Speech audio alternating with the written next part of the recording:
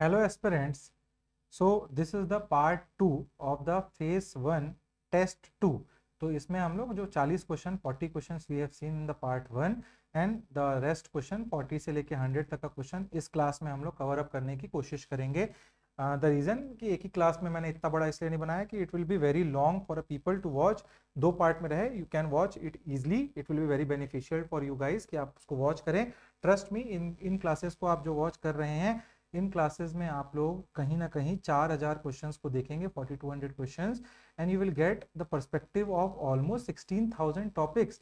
एक क्वेश्चन में 4 ऑप्शन है, 4 ऑप्शन को मैं समझा रहा हूँ यहाँ पे। 16000 टॉपिक कंप्लीट करोगे, आपके क्वेश्चन आएंगे ही आएंगे इस टॉपिक से। पेपर में इसी सीरीज को कर लोगे, आधा पेपर आपका solve, 80% of the question will be solve in your paper. तो इसको बहुत रिलीजियसली फॉलो करिए आप लोग।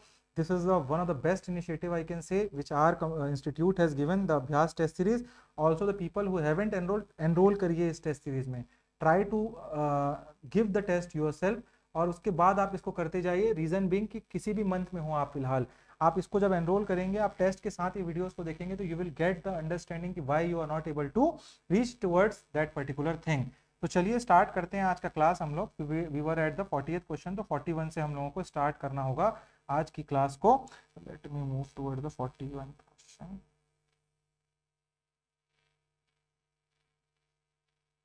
चलिए, तो 41 तो क्वेश्चन पढ़िए पहले। The Aihole inscription, a significant historical source, provided detail about the victory of Pulakeshin II over Harshavardhana. This inscription is a valuable example of early literature in which language. कौन से लैंग्वेज में था, इसकी बात ये पूछ रहे हैं।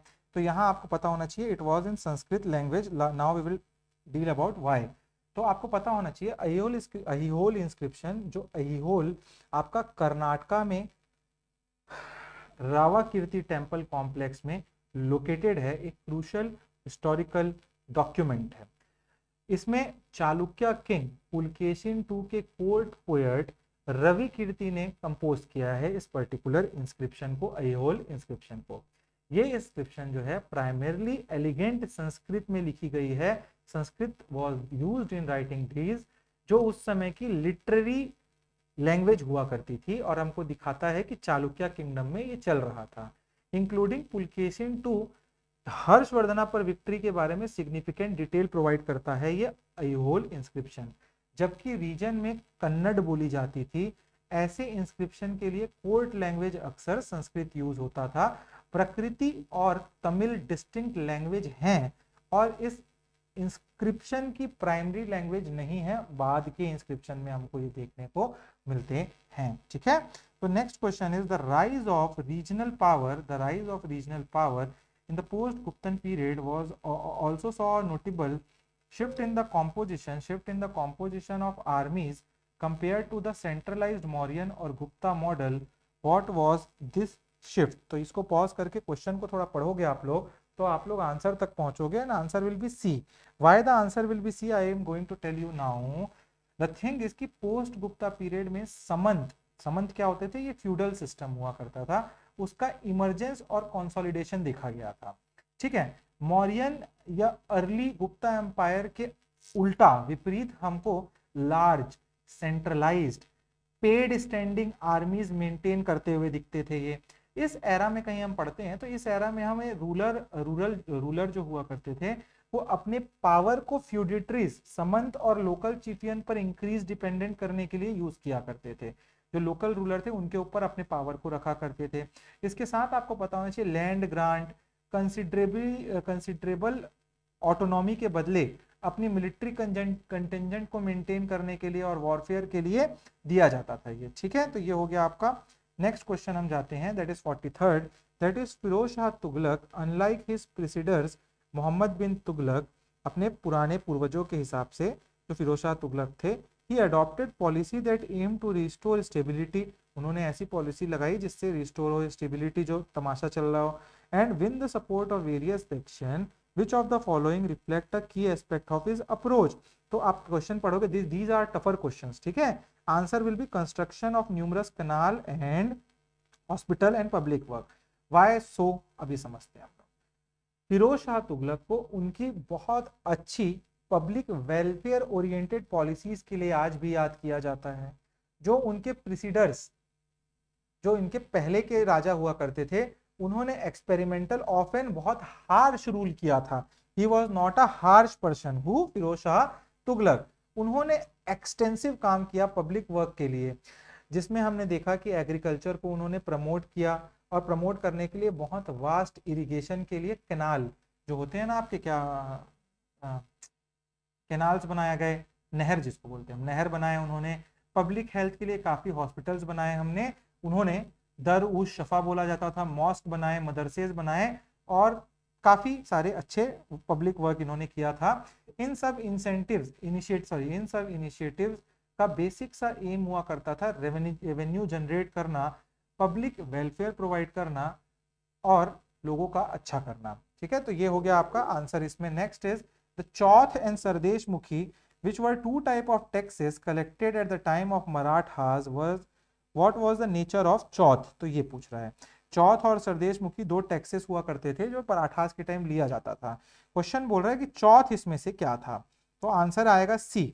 अब क्यों आएगा सी, तो ये समझते हैं। चौथ एक्चुअली में, चौथ लैंड रेवेन्यू का, चौथ का मतलब 1/4 होता है। ठीक है, चौथ जो है 1/4 लैंड रेवेन्यू जो कलेक्शन हो रहा था, tax revenue from the land, उसका 1/4 जो था वो मराठा उन टेरिटरी से डिमांड किया करते थे जो डायरेक्टली उनके एडमिनिस्ट्रेशन के अंडर नहीं थे। मतलब ये मराठा का रूल है, बट पेरीफेरी में जो गांव थे, जो मराठा का इन्फ्लुएंस था, उनको बोलते तुमको अपने अंदर ले लेंगे वरना तुम हमको चौथ दे दो। ठीक है, ये समझ आ रहा है आप लोग को। नेक्स्ट इज, बदले में क्या होता था, मराठास उन टेरिटरीज को रेड करने का प्रॉमिस किया करते थे इफेक्टिवली प्रोटेक्शन मनी के रूप में। मतलब एक्चुअल क्या होता था, आसपास के जो राजा थे उनके ऊपर रेड किया करते थे और रेड करके लूट के चले जाते थे उन राजाओं को। तो मराठास बोलते थे हमको भैया चौथ दे दो, 1/4 revenue of the land collection दे दो, अब कोई बाहर से रेड करेगा तो हमारी आर्मी तुम्हारे लिए आके हेल्प करेगी। This is what Chauth was. Next question is, Guru Nanak Dev, the founder of Sikhism, Guru Nanak Dev, the founder of Sikhism, emphasized the concept of Ek Onkar. What does this phrase signifies? एक ओंकार, एक ही भगवान है, तो इसका मतलब है believe in only one god who is formless, निरंकार है, कोई आकार नहीं है, एंड सुप्रीम है वो। ठीक है, तो ये आपको समझना है। एक ओंकार आपको समझना है मूल मंत्र के ओपनिंग फ्रेजेस में है। सिख होली स्क्रिप्चर गुरु ग्रंथ साहिब में जो फंडामेंटल हेम है, जो फंडामेंटल जो सूत्र है, उसको हम स्टार्ट करते हैं एक ओंकार से। वन गॉड या there is only one god, ये बोलता है एक ओंकार, जो सिखिज्म का एक बेसिस भी है। ठीक है, आपको समझना है ये चीज को। नेक्स्ट इज हर्षवर्धन, दो a great military leader, is also remembered for his patronage of which Buddhist institution that flourished as a center of learning during his time। तो हर्षवर्धना ने नालंदा को काफी सपोर्ट किया था, ये हमको पता होना चाहिए। तो समझते हैं थोड़ा। नालंदा यूनिवर्सिटी जो प्रेजेंट डे में बिहार में लोकेटेड है, पटना जिसको बोलते हो आप, पाटलिपुत्र के पास, एक एंशिएंट सेंटर हुआ करता था of learning and renowned Buddhist monastery भी हुआ करती थी। जबकि इसकी स्थापना गुप्ता पीरियड में कुमार गुप्ता वन ने की थी। इस आपको पता होना चाहिए, इसकी जो प्रोमिनेंस है और इंटरनेशनल फेम बुद्धिस्ट स्टडीज और अदर साइंसेस के मेजर हब के रूप में जो डेवलप हुआ, वो हर्षवर्धना के रेन के टाइम पे हुआ। तो कंफ्यूज नहीं होना, नालंदा यूनिवर्सिटी को गुप्ता पीरियड में कुमार गुप्ता वन ने स्टैब्लिश किया, बट जो आप देखते हो ना बड़े बड़े लोग आ रहे हैं, यूएन सांग आ रहे हैं, ये सब आपको हर्षवर्धन के टाइम आने को मिलेंगे। इसी दौरान ये जो नालंदा यूनिवर्सिटी है, it was at the top of its time, मतलब बेस्ट यूनिवर्सिटी थी दुनिया की इन्हीं के टाइम पे। तो आपको ये पता होना चाहिए। ह्यूएन सांग जैसे स्कॉलर आए थे इस टाइम पे। नेक्स्ट आपका क्वेश्चन जो है वो है, in the Gupta administrative system a bhukti refer to, bhukti जो हुआ करता था वो प्रोविंस हुआ करता था। ये मैंने क्लासेस में काफी अच्छे से पढ़ाया है आप लोगों को। तो गुप्ता एम्पायर जो था उसके काफी एफिशिएंट गवर्नेंस के लिए हम आज भी उनको जानते हैं, मानते हैं। एडमिनिस्ट्रेटिव यूनिट्स उन्होंने काफी अच्छे से डिवाइड किए हुए थे। तो उसी में से भुकित क्या था, भुकित एक मेजर एडमिनिस्ट्रेटिव डिवीजन था, जो एक प्रोविंस, जो प्रोविंसेस हुआ करते थे उनके इक्विवेलेंट हुआ करता था। एक राज्य है, एक छत्तीसगढ़ है, उसमें अलग अलग प्रोविंसेस हैं, डिस्ट्रिक्ट है तो एक डिस्ट्रिक्ट था, मान के चलो आप भुकित, ठीक है, अलग अलग प्रोविंसेस हुआ करते थे, उसको इनके टाइम पे गुप्ता एडमिनिस्ट्रेशन के टाइम पे भुकित, एक्चुअली में गलत हो जाएगा डिस्ट्रिक्ट, जैसे इंडिया है और इंडिया के अंदर छत्तीसगढ़ है, मध्य प्रदेश है, तो ये एक एक भुकित है मान के चलो, ठीक है। तो आपको पता होना चाहिए। इसी को लीड करने के लिए गवर्नर रहते थे जिसको उपारिक बोलते थे, उपारिका, ठीक है, तो ये आपको पता होना चाहिए। Next question is the treaty of Purandar was signed between Shivaji Maharaj and Mughal general Mirza Raja Jai Singh one. तो ये क्या था, ट्रीटी ऑफ पुरंदर, शिवाजी जो जी हैं, शिवाजी महाराज और मिर्जा रजा जय सिंह वन, इन दोनों के बीच में साइन हुआ था। जय Singh one was a highly capable Rajput general जिन्हें औरंगजेब ने शिवाजी को मारने के लिए, हराने के लिए भेजा था। और ये जो लड़ाई है ये होती है और जीत भी जाते हैं वो। तो प्रीवियसली हुआ क्या था, जब जब ना औरंगजेब ने अटैक किया था तो मुगलों को हार मिली थी मराठास से, बट इस पर्टिकुलर टाइम में ट्रीटी ऑफ पुरंदर जब हुआ था तब ये हार गए थे। और इसके साथ treaty of Purandar was a significant event that temporarily brought Shivaji into the Mughal services, ठीक है, तो ये आपको पता होना चाहिए। The next is the term Swaraj as used by Shivaji and the Marathas fundamentally meant, तो स्वराज का मतलब वही है, सेल्फ रूल और independent homeland for Maratha people free from external dominance. तो जब शिवाजी स्वराज की बात करते हैं, स्वराज शिवाजी के मूवमेंट का एक कोर आइडिया था, एक कोर आइडियल था और एक बहुत ड्राइविंग फोर्स था पूरे मराठा शासनकाल में। इसका लिटरल मतलब था सेल्फ रूल। स्वराज का मतलब जो हम पढ़ते हैं ना, होम रूल मूवमेंट 1917 में, तो उसमें पूर्ण स्वराज की बात करें हम भी तो पूर्ण स्वराज 1929 में, यहाँ पे हम लोग सेल्फ गवर्नेंस की बात की थी वहां पे होम रूल में, तो वही ये स्वराज है।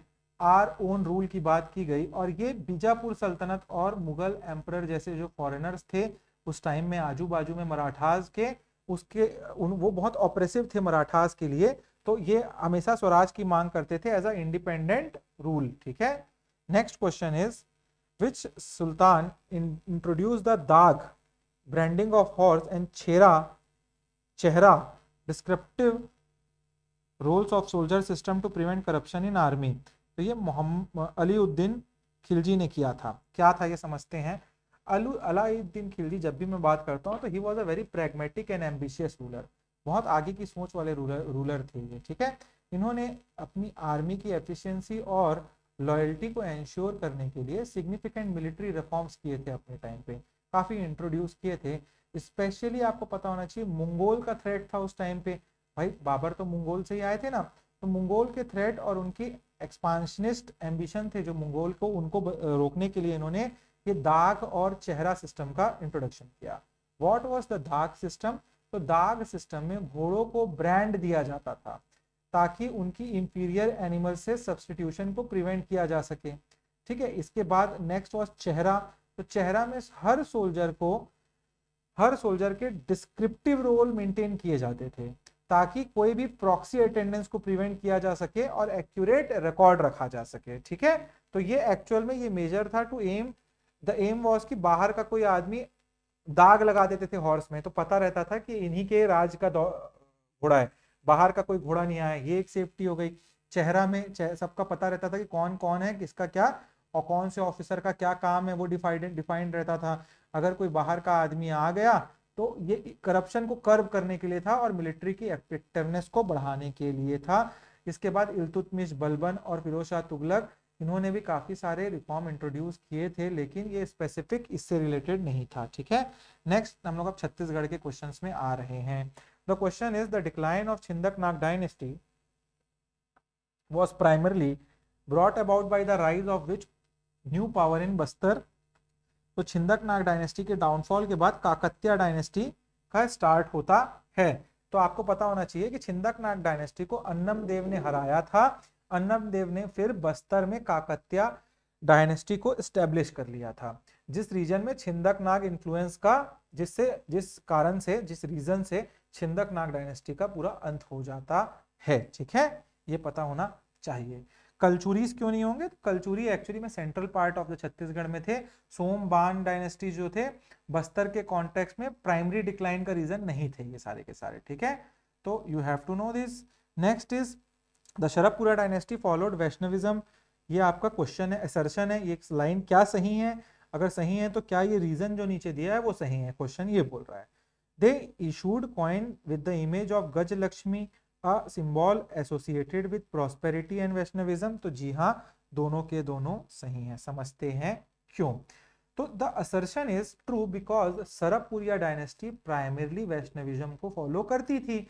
नेक्स्ट इज, जी हाँ, उन्होंने गजलक्ष्मी, गजलक्ष्मी जो है हाथी और लक्ष्मी जी का फोटो ऐसा रहता है, गजलक्ष्मी, गजलक्ष्मी का इमेज कॉइन के पीछे इंस्क्राइब किया हुआ था। गजलक्ष्मी जो थी वो प्रॉस्पेरिटी और विष्णु जी की वर्शिप से एसोसिएटेड एक सिंबल है, जो उनके वैष्णवाइट एफिलिएशन को हमको सपोर्ट करता है, वो हमारे बात को, ठीक है, तो पता होना चाहिए आपको। Next question is the rule of Prithvi Dev one is significant for, क्यों। तो ये पढ़ो, एज्यूमिंग द टाइटल ऑफ सकल कोसलाधिपति। तो जी हाँ, पृथ्वीदेव वन ने सकल कोसलाधिपति का टाइटल लिया था। Construction, building the Jagannath temple, तो नहीं इन्होंने क्या, कंस्ट्रक्टिंग द कांति देवालय, तो या he has done these also things. तो आपको पता होना चाहिए कि पृथ्वीदेव वन ने सकल कोसलाधिपति का टाइटल अज्यूम किया था, उन्होंने कांति देवालय का कंस्ट्रक्शन कराया था, बट जगन्नाथ टेम्पल का कंस्ट्रक्शन इसका जगन्नाथ टेम्पल का कंस्ट्रक्शन पृथ्वीदेव टू ने करवाया था। किसने? पृथ्वीदेव टू ने करवाया था, पृथ्वीदेव वन ने नहीं, तो कंफ्यूजन नहीं होना चाहिए। Next question is, who defeated the Chhindak Nag dynasty ruler Harish Chandra and establish Kakatiya rule in Bastar. तो ही वाज अन्नम देव। समझते हैं क्यों। तो अन्नम देव ने छिंदक नाग डायनेस्टी के रूलर हरीश चंद्र को हराया और बस्तर में काकतिया डायनेस्टी की स्थापना की थी। रूलर का नाम हरीश चंद्र था, छिंदक नाग के जो थे उस टाइम पे, ठीक है, तो आपको पता होना चाहिए, ठीक है। मलिक काफूर, घियासुद्दीन तुगलक, ये सब जबरदस्ती का डाल दिया गया है, ये सब काकतिया पावर के वीकनिंग से एसोसिएटेड थे, ठीक है, बस्तर में काकतिया रूल की स्थापना से नहीं थे। Next question is, which Kalachuri ruler is known for building Lakshmaneshwar temple in Kharod. Kharod में लक्ष्मणेश्वर टेम्पल किस कलचुरी रूलर ने बनवाया था। तो ये इनका आंसर है रतन देव वन। रतन देव वन ने खरोद में लक्ष्मणेश्वर टेम्पल का कंस्ट्रक्शन कराया था, आपको ये पता होना चाहिए, ठीक है, बस इतना ही रखो, इसमें दिमाग ज्यादा नहीं लगाना है। Next is, which of the following event awkward earliest in the context of Kalachuri rule in Chhattisgarh.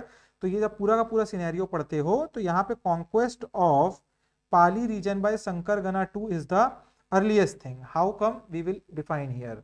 तो conquest of Pali region by Shankaragana one एवं शंकरगना टू, ये हम लोगों को 9th सेंचुरी एडी में देखने को मिलता है। 9th सेंचुरी एडी के एंड के टाइम पे हुआ था। Next is establishment of Ratanpur as capital. तो हमको पता है कि 1045 एडी में हुआ था, रतन देव वन ने रतनपुर को एस्टेब्लिश किया था। Next is founding of Raipur Kalachuri branch. तो ये 14th सेंचुरी एडी में हुआ था, around 1400 AD. Next is direct Maratha rule in Chhattisgarh. तो डायरेक्ट मराठा रूल तो हमने पढ़ा है काफी बाद में, 1757-1758 एडी में उनकी शुरुआत हुई थी, ठीक है। Just a second.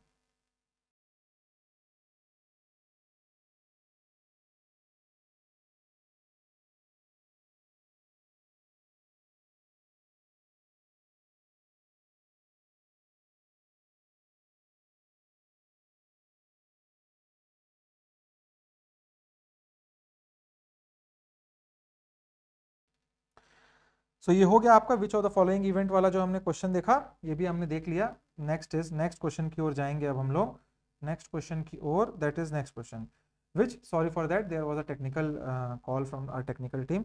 Next is what distinct feature characterize the rule of Chhindak Nag dynasty of Bastar. क्या बोला मैंने? What distinctive feature characterize the rule of Chhindak Nag dynasty, just a second, Chhindak Nag dynasty ruler, Chhindak Nag dynasty ruler. तो यहाँ पे आपको पता होना चाहिए the symbol being a snake insignia. तो छिंदक नाग डायनेस्टी रूलर का सिंबल स्नेक हुआ करता था, जो एक डिफाइनिंग कैरेक्टरिस्टिक था। नाग इटसेल्फ रिफर्स टू स्नेक, तो छिंदक नाग, ये आपको क्वेश्चन बनना चाहिए था। While they ruled from Bastar, उनकी कैपिटल बारसूर दैट इज भरमकोट हुआ करती थी, मंधोत नहीं हुआ करती थी, इसलिए वो गलत हो जाएगा। मंधोत एक्चुअली में काकत्या की कैपिटल हुआ करती थी। बाकी ऑप्शंस जो हैं एक्सप्लिसिटली डिफाइनिंग फीचर्स के रूप में स्टेट नहीं किए जाते हैं इसमें, ठीक है। Next is who was the first subedar to introduce pargana system in Chhattisgarh. तो ये हमको पता होना चाहिए, विट्ठल राव दिनकर। ये सब याद करने वाले क्वेश्चन हैं डायरेक्ट। विट्ठल राव दिनकर जो दूसरे सूबेदार हुआ करते थे, वो मतलब पहले सूबेदार जो थे वो महिपत राव दिनकर थे। The second in line was Vitthal Rao Dinkar, और इन्होंने ही इंट्रोड्यूस किया था छत्तीसगढ़ में परगना सिस्टम को इंट्रोड्यूस करने का क्रेडिट इन्हीं को मिलता है। महिपत राव दिनकर पहले सूबेदार थे, लेकिन परगना सिस्टम उनके सक्सेसर ने किया था, ये याद रखिएगा, ठीक है। नेक्स्ट और क्या पता होना चाहिए, pargana system brought more structure to the revenue administration under the Marathas, ठीक है। Next is which ruler shifted the capital of Raipur Kalachuri branch from Khallavati to Raipur. तो इनका नाम है ब्रह्मदेव राय। तो क्या हुआ था यहाँ पे, ब्रह्मदेव राय ने रायपुर कलचुरी ब्रांच की कैपिटल खल्लवटी जिसको बोलते हैं खल्लारी था, उसको रायपुर शिफ्ट किया था। बाकी रूलर जो है उनको इससे रिलेट नहीं किया जाता है, ठीक है, वो भी थे वो रूलर कलचुरी के ही। नेक्स्ट इज विच मराठा सूबेदार constructed the famous Ram Tekri temple in Ratanpur. तो वो बिंबाजी भोसले थे, ठीक है, ये भी आपको पता होना चाहिए। बिंबाजी भोसले ने रतनपुर में राम टेकरी टेम्पल का कंस्ट्रक्शन करवाया था। Next question is a very big question, इसको पढ़िए अच्छे से। Analyse the evolution of Maratha relationship with Kalachuri ruler in Chhattisgarh. तो ये जब आप चारों को पढ़ लोगे, इसमें पहला है initially the Kalachuri ruler Raghunath Singh was completely deposed immediately upon Maratha conquest in 1751। जी नहीं, ये गलत होगा। रघुनाथ सिंह को इमीडिएटली एक्सपोज नहीं किया गया था, ही रिमेन्ड अ नॉमिनल रूलर, ठीक है, ये हो गया पहला गलत। सेकंड क्या है, the Maratha strategically maintained a nominal Kalachuri rule Raghunath Singh then Mohan Singh for a period after their conquest. तो यस, मराठा ने स्ट्रेटेजिकली कॉन्क्वेस्ट के बाद कुछ टाइम के लिए नॉमिनल कलचुरी रूलर रखे थे। Third is defiance by Raghunath Singh led to his replacement by a more compliant Maratha representative. Yes, it is also correct. Raghunath Singh के डिफायंस के कारण उनको रिप्लेस कर दिया गया था। तो आंसर आपका 2, 3 है। आखिरी वाला क्यों गलत है, Kalachuri ruler British protectorate period में फुली रिस्टोर नहीं हो पाया था, ये आपको पता होना चाहिए। Next is what, next question is what was the architectural system of the Bhoramdev temple. तो वो नगरा स्टाइल का टेम्पल है। नगरा स्टाइल का टेम्पल इज लाइक कि एक शिखर होता है, एक आपका गर्भगृह होता है, एक आपका प्रदक्षिणा पथ होता है, और यहाँ पे आपका सीढ़ियां होती हैं, और यहाँ मंडप होता है, ठीक है। तो ये आपका क्या होता है, द्रविड़ा स्टाइल, नगरा स्टाइल। और इसी स्टाइल पे आपका ये जो आपका टेम्पल है भोरमदेव का टेम्पल, ये इसी स्टाइल पे बना हुआ है। Next is who was the ruler of Som dynasty of Kanker. तो Singhraj was the ruler of Som dynasty of Kanker, आपको पता होना चाहिए।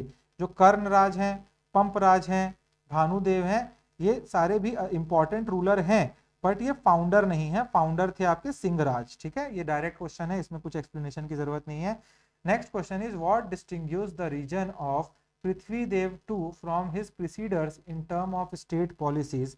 तो इसमें आंसर आपका पढ़िए चारों को, तो आंसर निकल के आएगा he emphasized military campaign and territorial expansion.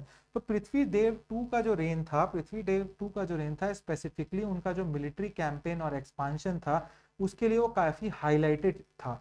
आज भी उसी लिए उसको पढ़ा जाता है। तो उनकी जो स्टेट पॉलिसीज थी, उनकी जो एडमिनिस्ट्रेटिव, उनका जो पूरा फोकस था, वो एडमिनिस्ट्रेटिव या रिलीजियस काम पे ही था। तो he emphasize military campaign and territorial expansion, आपको पता होना चाहिए। Next is which ruler issued coin with the figure of lion and an elephant. तो ये लॉयन और एक हाथी के साथ जज्जाल देव वन ने कॉइन इशू किए थे। जज्जाल देव वन ने कॉइन इशू किए थे, आपको पता होना चाहिए। Next is who was the founder of Bana dynasty. तो बाण डायनेस्टी के फाउंडर हुआ करते थे मल्लादेव, ठीक है। ये आपको सब डायरेक्ट क्वेश्चन है, इसमें ज्यादा एक्सप्लेनेशन की जरूरत नहीं है। विक्रमादित्य जैमयू एक बहुत इंपॉर्टेंट रूलर थे आपके बाण डायनेस्टी के, और जज्जाल देव वन और शंकर देव टू जो है वो कलचुरी डायनेस्टी के रूलर थे। तो Malladev is the answer. Next is arrange the following Kalachuri ruler of Ratanpur in chronological order. तो सबसे पहले यहाँ देखने को मिलेगा आपको fourth one, that is Kalinga Raj. Kalinga Raj के बाद आते हैं आपके रतन देव वन, तो उसके बाद 2 आ जाएगा, 2 के बाद आएंगे आपके पृथ्वी देव आ जाएंगे, रतन, ठीक है। इसके बाद आपके आखिर में आएंगे जज्याल देव वन। तो 4231, 4231 कौन सा है? ए इज द आंसर। एक्सप्लेनेशन में आपको दिख ही रहा है, डेट्स जो हैं ये सारे दिख रहे हैं, पढ़ लीजिएगा एक बार। Which branch of Nag dynasty ruler, which branch of Nag dynasty ruler ruled in Kawardha? तो फनी नाग डायनेस्टी, जो नाग डायनेस्टी कवर्धा की फनी नाग डायनेस्टी छत्तीसगढ़ में नाग डायनेस्टी की 2 ब्रांचेस में से एक ब्रांच है। छिंदक नाग बस्तर में रूल किया करते थे, फनी नाग कवर्धा में रूल किया करते थे, आपको पता होना चाहिए। Phani Nag dynasty ruler were related to Bhoramdeo temple also. Next is आपका who was the last Maratha ruler of Chhattisgarh before the Marathas? तो मराठास के जाने के पहले तो Appa Sahib was the last ruler. Appa Sahib Chhattisgarh के लास्ट मराठा रूलर थे। इससे पहले 1818 में ब्रिटिश प्रोटेक्शन के अंडर आ गए थे, ये आपको पता होना चाहिए। रघु जी क्यों नहीं होंगे? तो रघु जी टू उनसे पहले एक प्रोमिनेंट रूलर हुआ करते थे, अप्पा जी के पहले। वैंको जी जो भोसले हैं या बिंबा जी भोसले हैं, ये उनके भाई हुआ करते थे। और परसो जी भी एक बहुत इंपॉर्टेंट रूलर थे, जो बहुत बचपने में ही रूलर बन जाते हैं, तो ये आपको पता होना चाहिए। The end of Maratha ruled marked a very new face in the Chhattisgarh history. और हम फिर ब्रिटिश को पढ़ते हैं, जब पढ़ना चालू करते हैं उसमें, तो लिखिए इसमें जो नेक्स्ट है आपका क्वेश्चन, वो है the dynasty ruled Dakshin Kosal and has a lion in it symbol was Rajsurya Tulya dynasty. तो आपको पता होना चाहिए राजश्री तुल्य डायनेस्टी, जिसे शुरा डायनेस्टी के नाम से भी जाना जाता है, दक्षिण कौशल में रूल किया करते थे और उनका सिंबल था लॉयन। ठीक है, तो ये आपको पता होना चाहिए। Next question is who was the first Maratha सूबेदार ऑफ छत्तीसगढ़? तो ये मैंने पहले ही बता दिया, महापत राव दिनकर। जो महिपत राव दिनकर थे, उनको बिंबाजी भोसले, क्या होता था उस टाइम पे, नागपुर में आपके रूलर हुआ करते थे मराठास के।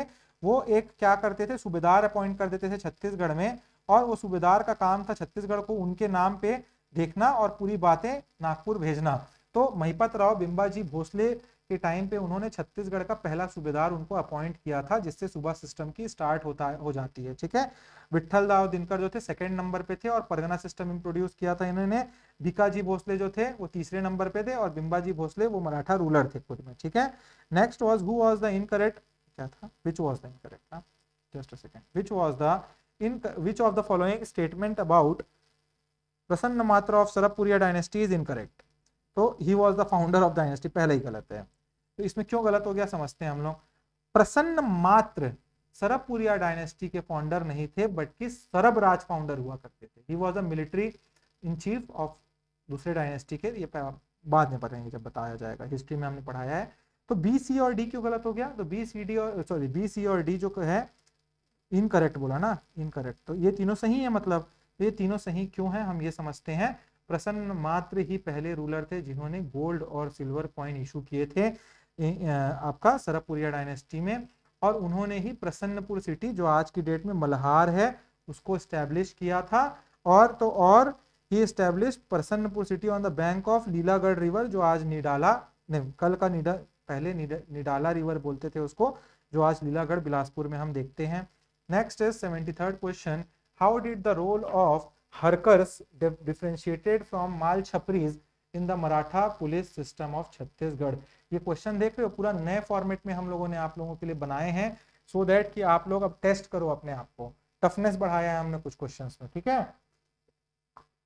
तो इसका आप पढ़ेंगे तो आंसर तक पहुंचेंगे आप बी में। तो बी तक आप जब आंसर पहुंचते हैं आप, तो उसका एक्सप्लेनेशन समझते हैं हम कि बी क्यों हुआ आंसर। टेक्स्ट जो है क्लियर करता है कि हार्कर्स गैदर्ड इंफॉर्मेशन, इंटेलिजेंस, और माल छपरीज अंडर कामबिजदार सर्च फॉर क्रिमिनल्स। ये उनका डिस्टिंक्ट लेकिन कॉम्प्लीमेंट्री रोल्स था, आपको ये पता होना चाहिए। देखो, Harkaras were responsible for intelligence gathering, तो वो इंटेलिजेंस गैदर करते थे। माल छपरीज का काम था क्या, टू सर्च क्रिमिनल अंडर कामबिजदार, तो ये एक्चुअल में आपका आंसर होगा। नेक्स्ट आपका 74वां क्वेश्चन जो है, ये पढ़िए, स्टेटमेंट है और स्टेटमेंट 2 है, और फिर बोला है कि which of the following is correct in context of this statement. तो पहला स्टेटमेंट बोल रहा है आपका, the Sharapuriya dynasty dynasty's choice of Gajlakshmi as their symbol might indicate a focus on agrarian prosperity and wealth derived from the fertile land of Dakshin Kaushal. Second statement बोलता है this emphasis on Gajlakshmi aligning with their primary adherence to Vaishnavism, as Lakshmi is consort, that is wife of Vishnu and deity of wealth and prosperity. तो समझना क्या है हमको, दोनों के दोनों पहले तो समझिए स्टेटमेंट सही हैं और दोनों के दोनों स्टेटमेंट करेक्ट भी हैं और रिलेटेड भी हैं। कैसे? गज लक्ष्मी जो है प्रॉस्पेरिटी का सिंबल है और अक्सर उस टाइम पे प्रॉस्पेरिटी क्या मतलब लोग का मेजर काम लोगों का क्या था? Agriculture work. तो एग्रीकल्चर में प्रॉस्पेरिटी हो रही होगी तभी गज लक्ष्मी जी का प्रोमिनेंस था वहां पे। तो उस टाइम पे अक्सर एग्रीकल्चर एबंडेंस से ही गज लक्ष्मी को एसोसिएट किया जाता था। चूंकि लक्ष्मी जी वैष्णविज्म की एक बहुत इंपॉर्टेंट की डेटी है और also we know that she is the consort of Vishnu ji and wealth और प्रोस्पेरिटी की देवी भी हैं। और विष्णु जी अक्सर अर्थ की प्रिजर्वेशन और प्रोस्पेरिटी के लिए हम उनको मानते हैं कि वो बचाते हैं हमारे धरती को। तो स्टेटमेंट 2 लॉजिकली एक्सप्लेन करता है कि गज लक्ष्मी को वैष्णवाइट डायनेस्टीज द्वारा सिंबल के रूप में क्यों चुना गया होगा, जो उनके रिलीजियस बिलीफ को, प्रॉस्पेरिटी को, लाइकली एग्रीकल्चर नेचर को जोड़ता था। This shows a very clear connection between religious belief, symbol and economic focuses. ठीक है। Next question is which of the following roles was primarily associated with Harkaras in Maratha police system in Chhattisgarh? तो इसका answer होगा सी। ठीक है। हारकर्स का काम था आपका gathering intelligence and reporting to the authorities. ठीक है। ये डायरेक्ट है, इसमें ज्यादा कुछ है नहीं दिमाग लगाने का। In which year did the Suba system started in Chhattisgarh? Direct question. 1790 का टाइम था। छत्तीसगढ़ में सूबा सिस्टम 1790 में बिंबाजी भोसले की डेथ के बाद शुरू हुआ था, क्योंकि रघु जी 2 ने ये नया एडमिनिस्ट्रेटिव अरेंजमेंट इंट्रोड्यूस किया था इनके डेथ के बाद। तो we have to know that particular thing. ठीक है। नेक्स्ट थिंग इज, क्या आपको पता होना चाहिए 1757 जो 7 का टाइम है उसमें बिंबाजी भोसले ने कंट्रोल लिया था मराठास का। 1787 में उनकी डेथ 1 साल के थे उस टाइम हो जाती है। ठीक है। नहीं सॉरी 1787 वाज द डेट जिसमें बिंबाजी भोसले की डेथ हो जाती है और 1795 जो डेट है आपका ये गलत डेट है सिस्टम के लिए। ठीक है। तो 1790 इसका मेन डेट होगा। Which temple was build by Prithvi Dev 1? तो इसका आंसर होगा कांति देवालय। ठीक है। कांति देवालय। Next is the title Sakala Kosaladhipati was held by Pandu ruler signifying his control extensive control over Kosal region. कौन जो थे राजा जिसने सकल कोसलाधिपति का टाइटल लिया था और वो पांडु डायनेस्टी से थे? तो वो थे महाशिव तीवर देव। ये आपको पता होना चाहिए।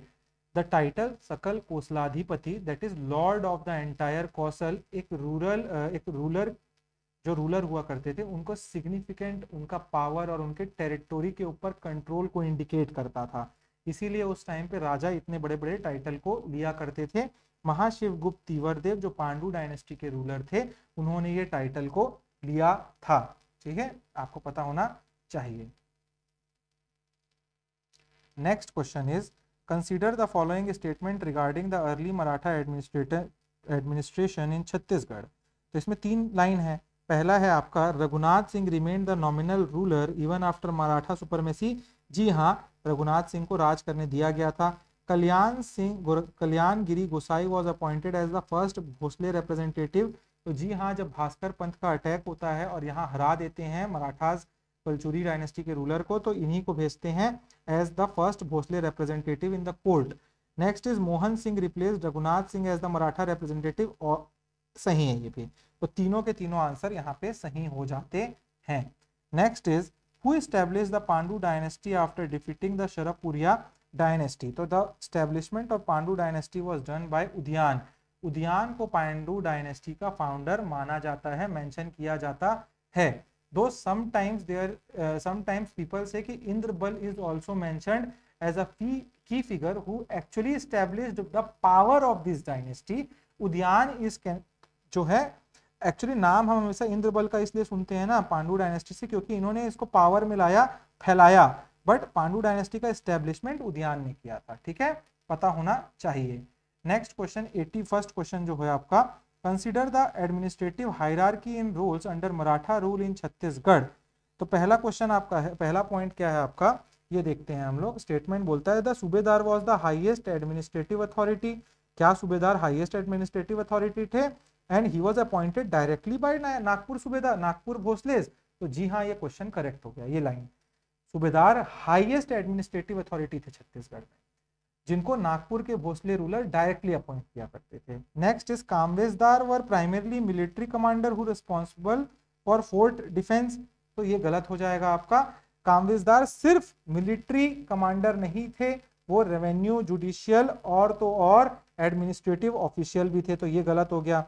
अब 2 गलत हुआ तो ये दोनों गलत हो गया, या तो 1-3 होगा या 1-3-4 होगा। तो देखते हैं 3 को। Fadnavis acted as chief financial officer assisting the subedar. तो क्या ये सही है? जी हाँ, फडनवीस चीफ फाइनेंशियल ऑफिसर थे और इनका काम था सूबेदार को फाइनेंसेस को संभालने में हेल्प करना। तो 1-3 तो सही है। अब 4 क्या गलत है? Gautiyas were exclusively judicial officer with no role in local security. बिल्कुल गलत। गौटियाज का रोल लोकल सिक्योरिटी और डिस्प्यूट रिजोल्यूशन दोनों था। ठीक है, गांव में। तो 1-3 इसका आंसर हो जाएगा। Next is in which year did the Bhonsle establish direct rule over Chhattisgarh after Mohan Singh death. तो वो 1758 का टाइम था। ठीक है, ये आपको पता होना चाहिए। Next question is the Bhoram Dev temple built by Gopal Dev of Phaninag dynasty is known as Khajuraho of Chhattisgarh. What does this comparison primarily implies about temples characteristic. तो इसमें आप देखिए, it is located in a remote inaccessible forest. नहीं, ये तो नहीं बताएगा। It is a replica of original Khajuraho temple in term of exact size and exact size बोल दे रहा है, और लेआउट ये भी गलत हो गया। It share similar architectural style, integrate sculpture and sometimes erotic carvings with the Khajuraho groups of temple. हाँ, ये सही तो लग रहा है, मगर चौथा पढ़ लेते हैं। It was built by same Chandela ruler. गलत बिल्कुल। तो ये सी इसका आंसर हो जाएगा। सिमिलर, उसी टाइप के डिजाइनिंग में बना है वो। तो इस टाइप के क्वेश्चन भी आ सकते हैं। ये बहुत नया फॉर्मेट होगा आप लोगों के लिए, बट यूपीएससी में सारे डाटा क्वेश्चन में दे देता है। आदमी सोचता है हो क्या रहा है, फिर पूछ देता है इन्फ्रेंस। तो ये क्वेश्चन थोड़े टफ होते हैं, जिनको समझ है वो बना पाते हैं इनको। ठीक है, तो आपको भी डेवलप करना है वैसे aptitude. The next is the Pandu ruler was known also known by what other names.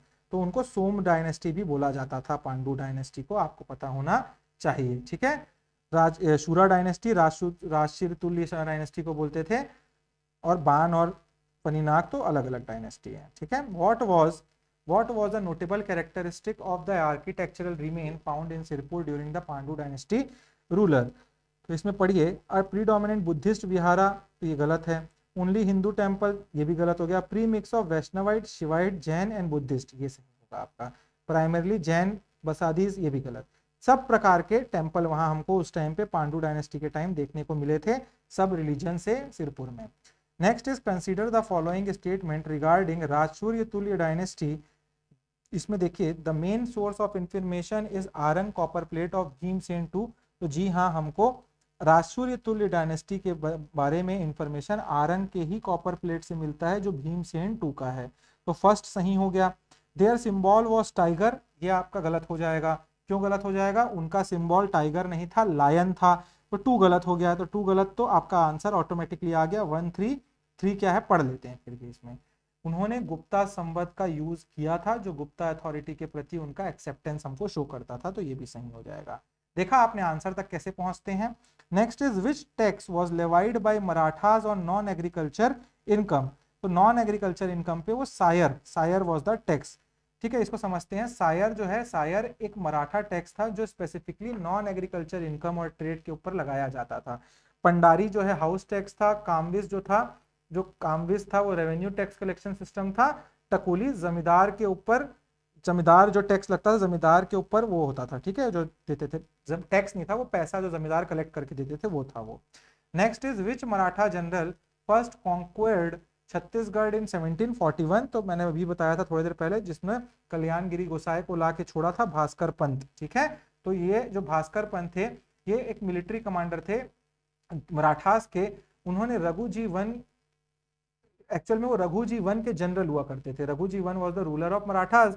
तो उन्होंने 1741 में रघुजी वन का एक साउथ एक्सपेडिशन था, सॉरी ईस्ट एक्सपेडिशन था, बंगाल की ओर, गौड़ डायनेस्टी के शशांक रूलर की ओर उनको हराना था। बीच में छत्तीसगढ़ आया, छत्तीसगढ़ को भी हरा के निकल लिए। ठीक है, तो आपको पता होना चाहिए। Next is the reign of Mahashiva Gupta Balaur is considered the golden period of Dakshin Kosal primarily due to, तो पहला है his military conquest in expansion of empire, ये गलत है। His patronage of art, architecture, religious harmony leading to cultural prosperity, yes. His introduction of new administrative reform, ऐसा कुछ तो नहीं था।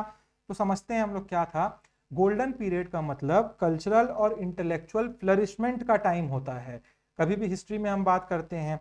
तो महाशिवगुप्त बाला अर्जुन के टाइम पे काफी सारे टेम्पल्स बने, जैसे कि लक्ष्मण टेम्पल हमने देखा, उनका कंस्ट्रक्शन कराया उन्होंने।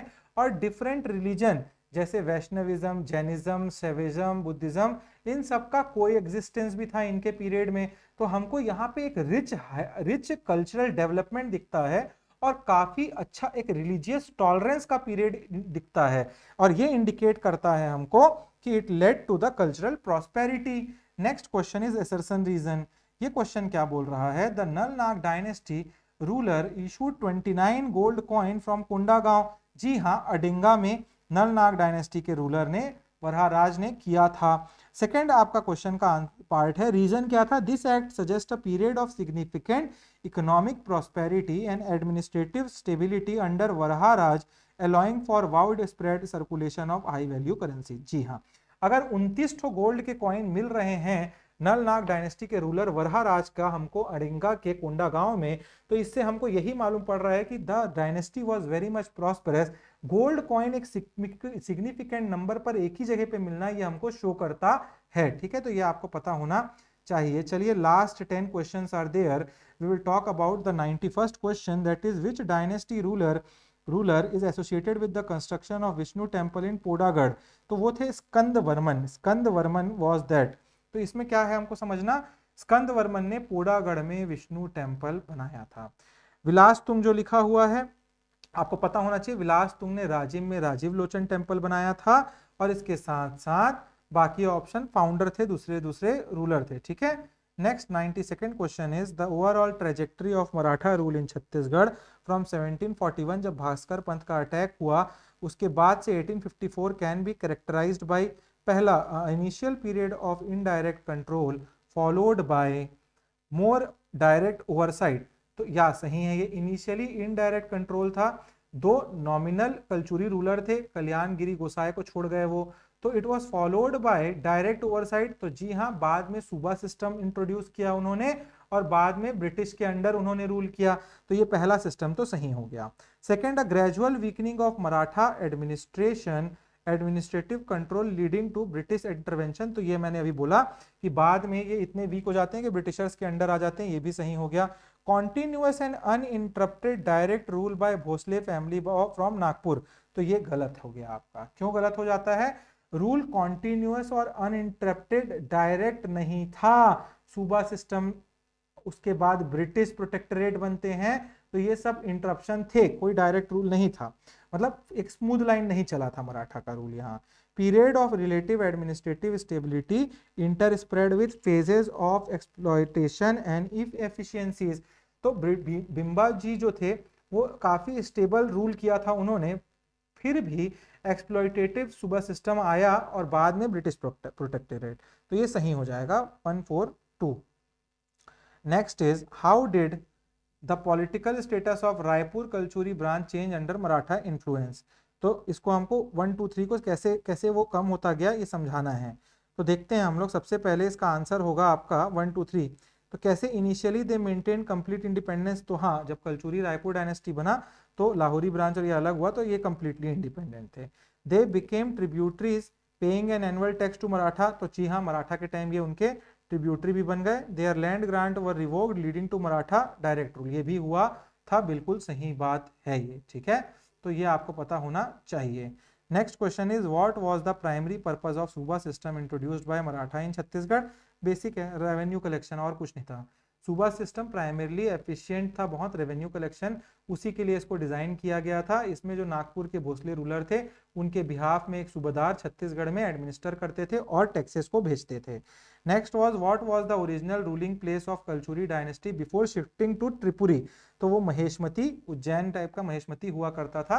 ये डायनेस्टी जो ओरिजिनली महेशमती से रूल किया करती थी, बाद में त्रिपुरी, त्रिपुरी के बाद तुम्मान, तुम्मान के बाद रतनपुर, रतनपुर के बाद डिवाइड होके खल्लारी, खल्लारी के बाद रायपुर। ठीक है, तो आपको पता होना चाहिए। Next is why did the British established a protectorate over the Bhosale kingdom including Chhattisgarh in 1818। तो इसका आंसर है due to the third Anglo Maratha war, जिसमें हार जाते हैं मराठास, उसकी वजह से ये ब्रिटिशर्स के अंडर आ जाते हैं। ठीक है, भोसले किंगडम जो रहता है जिसमें छत्तीसगढ़ भी उस टाइम पे शामिल था। अब थर्ड एंग्लो मराठा वॉर होता है, उसमें ब्रिटिशर्स आउटकम रहता है, ब्रिटिशर्स जीत जाते हैं, अप्पा साहब हार जाते हैं और उसके बाद ब्रिटिशर इसको अंडर ले लेते हैं। नेक्स्ट 97th question was who was the founder of Kalachuri ruler in Chhattisgarh. Kalingaraj, बहुत बेसिक सा क्वेश्चन है। Kalingaraj was the founder of ruler Kalachuri dynasty in Chhattisgarh. Next is which Nala dynasty ruler build the Rajiv Lochan temple. तो ये सबको पता है, विलासतुंग, विलासतुंग नलनाग डायनेस्टी रूलर विलासतुंग ने राजीव लोचन टेम्पल को बनवाया था। ठीक है, ये आपको पता होना चाहिए। कंफ्यूजन यहाँ क्या होगा, स्कंद वर्मन और स्कंद वर्मन से आप कंफ्यूज हुए होंगे, तो वो उन्होंने भी एक विष्णु टेम्पल बनाया था बट पोडागढ़ में बनवाया था।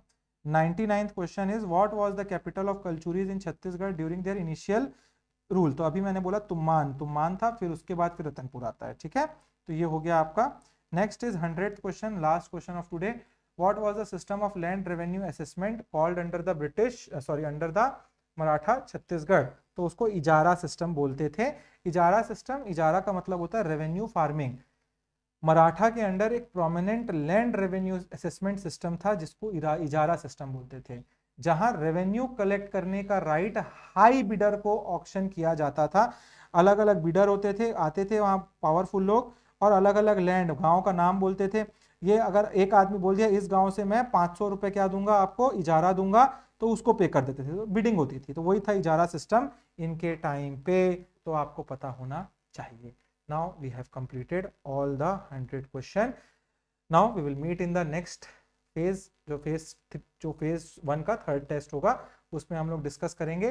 टिल देन गाइज प्लीज इन क्लासेस को देखिए, बहुत अच्छे से देखिए। आप ट्रस्ट मी, इन क्लासेस से आपका क्वेश्चन लगाओ ना लगाओ पेपर पक्का बनेगा। सीजीपीएससी क्रैक होना इन क्वेश्चन से बहुत, क्योंकि हमने ये क्वेश्चंस बहुत नए पैटर्न में बहुत एनालिसिस करके बनाए हैं आप लोगों के लिए।